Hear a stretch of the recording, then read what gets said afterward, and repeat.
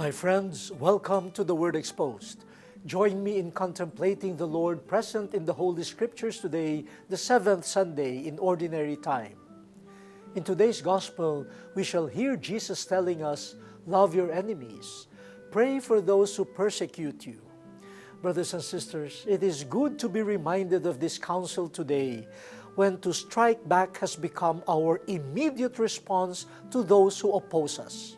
Remember Jesus? While dying on the cross, He prayed to the Father for the forgiveness of those who put Him to death. May we not give up on the power of love, prayer, and forgiveness. Loving our enemies is a sign of the holiness of God in us. It shows that we are truly children of God.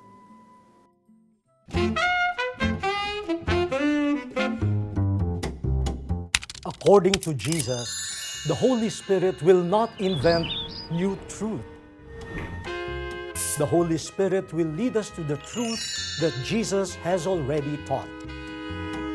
When you have the Holy Spirit, you can speak and explore different languages to address people of different needs.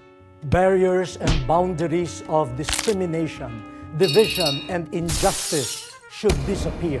The diversity of the gifts should not be a hindrance to the strengthening of the church. God chooses all.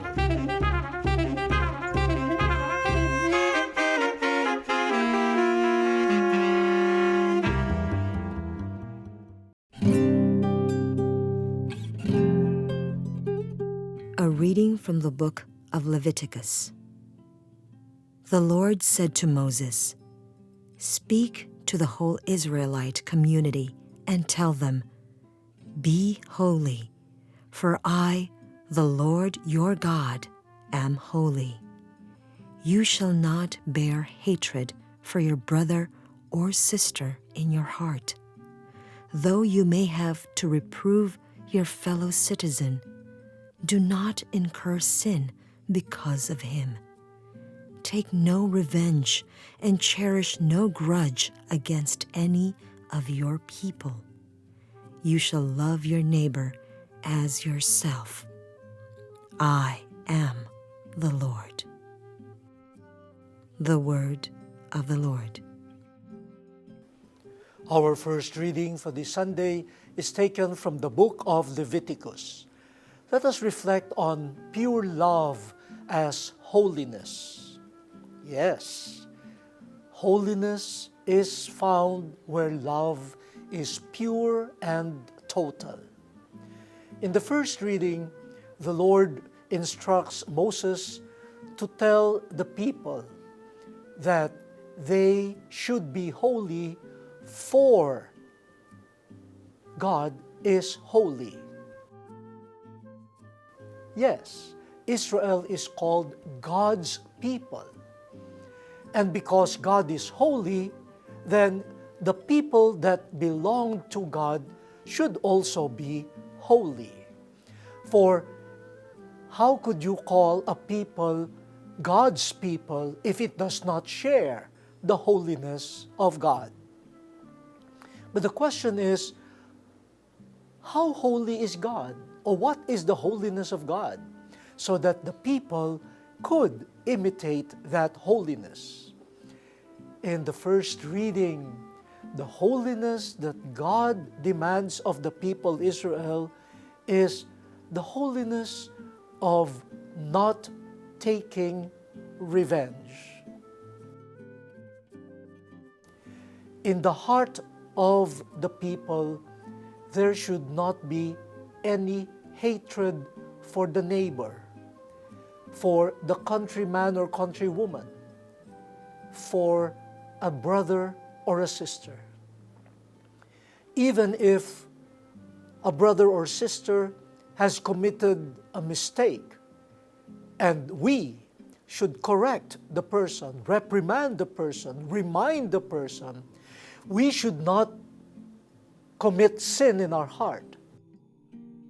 That means you do not correct out of hatred, out of vengeance.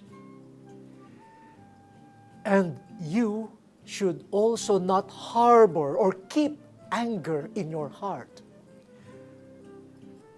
Instead of all of this, there should be love for the neighbor, even the erring neighbor, even the neighbor who has done wrong.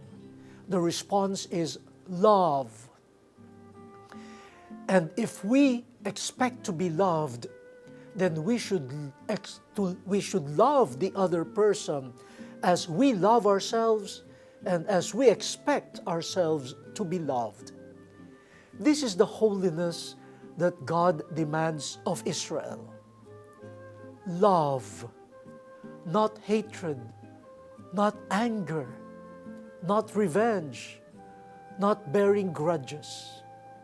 This is the holiness of God, and this is the holiness of God's people. But we note one thing. When Leviticus talks about the neighbor, a fellow man, a fellow woman, a countryman, a countrywoman, that is quite limited. The neighbor is someone who belongs to the people Israel. They are the first destination of my love and my holiness. As we will see later on, this will be expanded by Jesus. But at the core is love. To be holy like God is to love like God.